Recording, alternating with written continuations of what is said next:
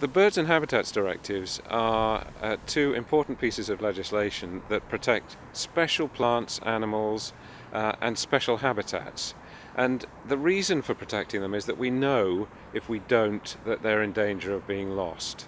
But it doesn't mean that there can't be a discussion with the people that own and manage land or want to do things with the land where those species and habitats are found. So actually, it's a means of creating dialogue between the important stakeholders that leads to better management of those sites, better protection of the special interest of the wildlife, and that's something that society wants. There are a number of concrete examples where the Habitats Directives and the Birds Directives have been very valuable and positive for wildlife within the Netherlands. For instance, in the designation of Oostvaardersplassen, which is a major site, 5,000 hectares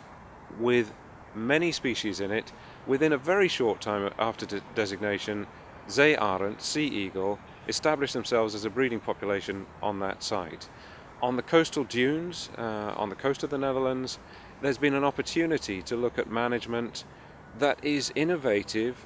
research-based, and is actually showing the way for the rest of the world in terms of how you might manage sites in protected areas for the benefit of our wildlife.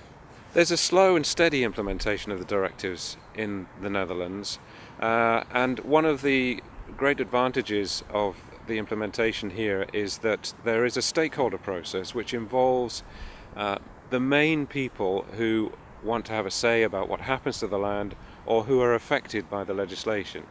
And that involvement is carried out through the development of management plans, integrated management plans that allow local people, farmers, wind farm developers and others to have a say about the management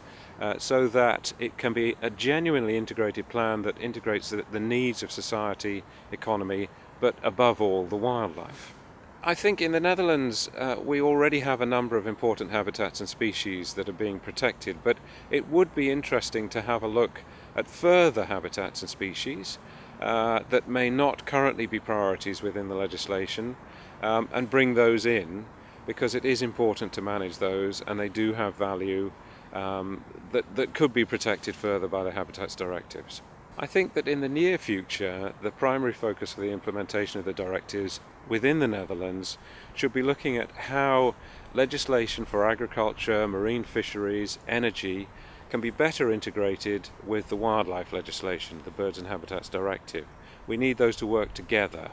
and that is a clear area where we could find some improvement. I think secondly, monitoring what we're doing now, looking at what improvements have been made with the wildlife, but also in terms of management, learning from that and making things better in the future. And this is important because the provinces now have responsibility for the habitats and species that are designated under these directives. And provinces could bring nature closer to the people that they serve within their areas, but equally they can also effectively manage and deliver wildlife, and that's something we want for the fantastic wildlife we have within this country.